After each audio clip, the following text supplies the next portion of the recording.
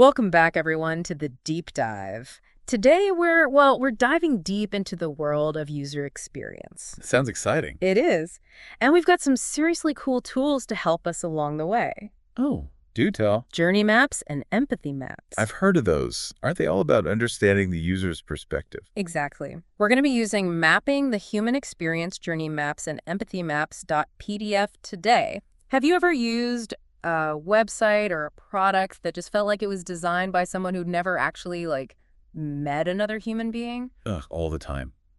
It's like they didn't even consider how a real person would actually use the thing. That's where these maps come in. They help us really get inside the user's head and understand their experience. So we're not just looking at data, we're actually trying to feel what the user feels. Precisely. And that's crucial if you want to design products and services that people will actually love to use. I'm all for that. Okay, so let's start with journey maps. Think of it like mapping out a road trip. Okay, I can see where you're going with this. You've got your starting point, your destination, and all the stops along the way. And just like a road trip, there can be some unexpected detours and scenic overlooks. Exactly. A journey map visually shows every step a user takes to achieve a goal. Let's say ordering food online. Right. So you'd start with the user opening the app, browsing the menu, selecting their items. Adding those all-important fries to the order. Can't forget those. Of course not. And then moving on to the checkout process, entering payment information, and finally, Pizza is on its way. bingo.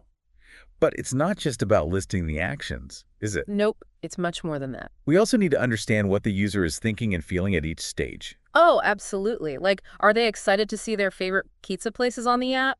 Or maybe they're feeling stressed because they're trying to order quickly on their lunch break? Right. Those emotions can have a big impact on their overall experience.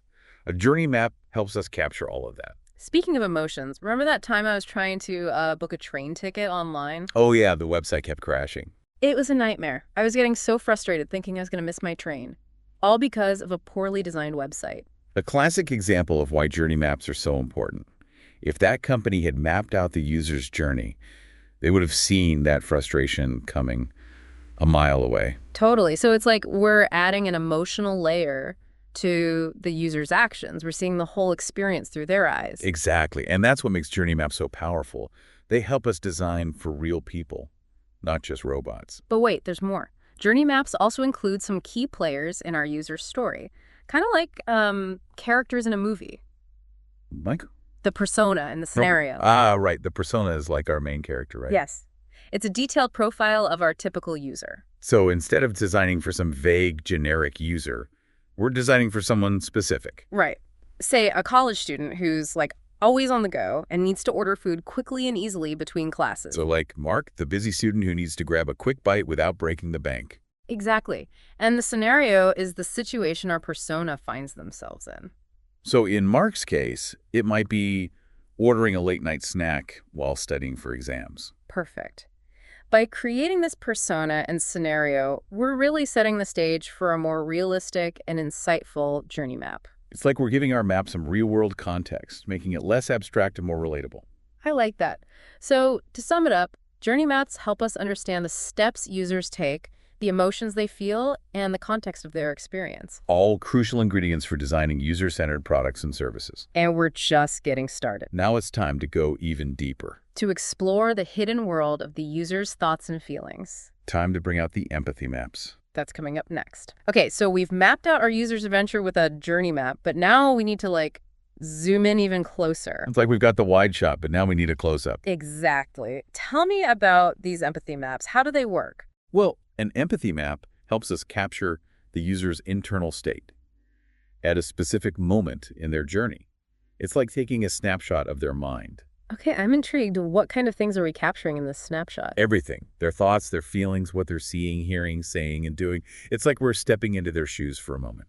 So if we go back to Mark, the busy college student, what would his empathy map look like when he's using this food delivery app? Let's say it's late, he's studying for a big exam, and he's starving.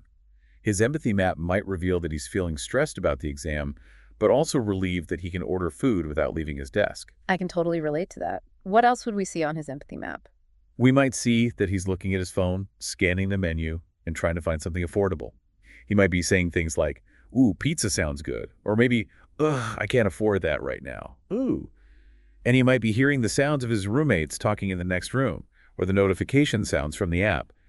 It's all about capturing that specific moment in his experience. It's like we're building a 360-degree view of Mark in his world. This is fascinating. Right, and the cool thing about empathy maps is that they're structured in a way that helps us organize all of this information. So it's not just a random jumble of thoughts and feelings. There's a method to the madness. Exactly. Remember our source, Mapping the Human Experience. It breaks the empathy map down into 6 sections. Okay, hit me with them. Think and feel, see, say and do, hear, pains and gains. All right, let's break those down. Think and feel seems pretty straightforward. We're capturing Mark's thoughts and emotions in that particular moment. Right. See is all about his visual environment. What's he actually seeing on the screen? So like the app's layout, the food photos, maybe some tempting discounts. You got it. Then we have hear, which captures any auditory inputs. Like maybe the X background music or his growling stomach telling him to hurry up and order. Exactly. And don't forget his roommate's chatter in the background. We want to capture the whole sensory experience. Okay, so we've covered what Mark is thinking, feeling, seeing, and hearing. What about say and do? That section captures his actual actions and words.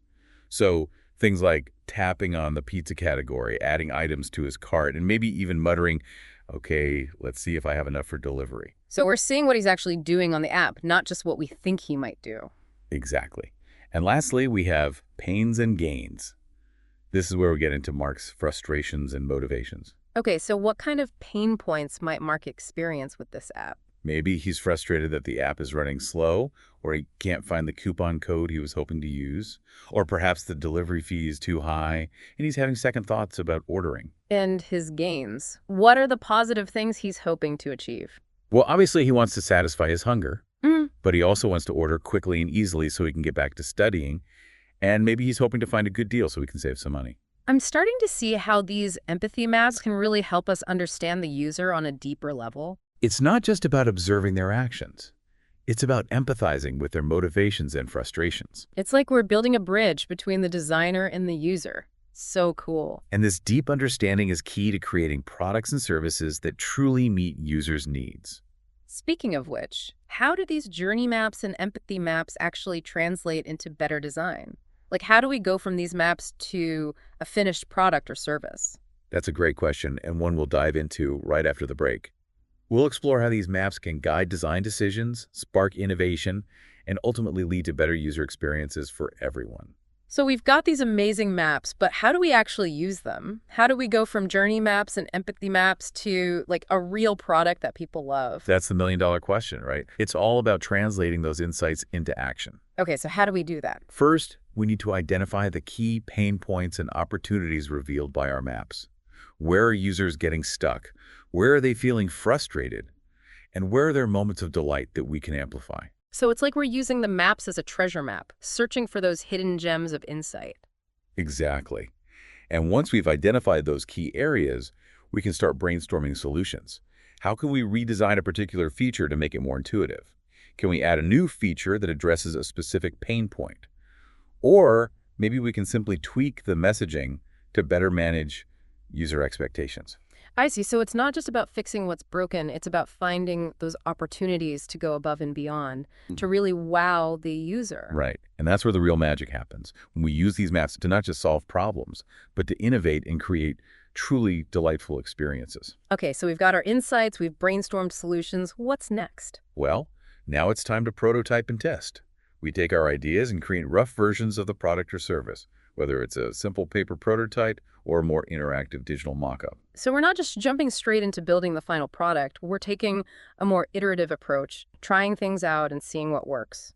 Exactly. And the key here is to test our prototypes with real users.